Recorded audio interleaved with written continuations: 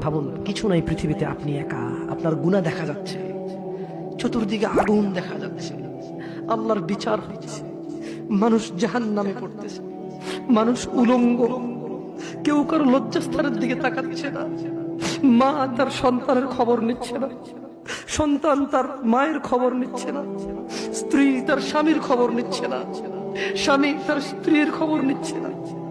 প্রত্যেককে নিজস্ব একটা ব্যক্তিগত ব্যস্ততা, দুশ্চিন্তা, তার টেনশন, আগুনে যাবে নাকি জান্নাতে যাবে তাকে ব্যস্ত করে রাখবে।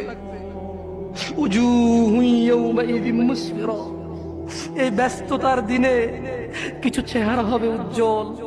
ইয়া আখি, ভাই, আপনি কি সেই মানুষটা হতে পারবেন যেদিন ভাই ভাইয়ের খবর নেবে না, স্ত্রী স্বামীর খবর নেবে না, মা বাবার খবর নেবে না?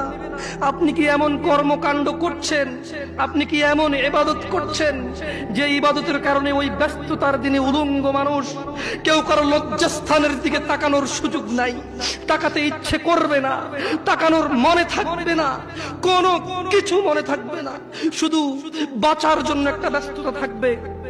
দিনী ভাই, সেদিন আপনি কি এই পৃথিবীতে এমন কোন কাজকর্ম করতেছেন? আল্লাহ বলছে কিছু চেহারা হবে অনেক উজ্জ্বল, দাহিকাতুম মুস্তাবশিরা, সাহস্য ও প্রফুল্ল, অনেক খুশি আনন্দিত কিছু চেহারা হবে।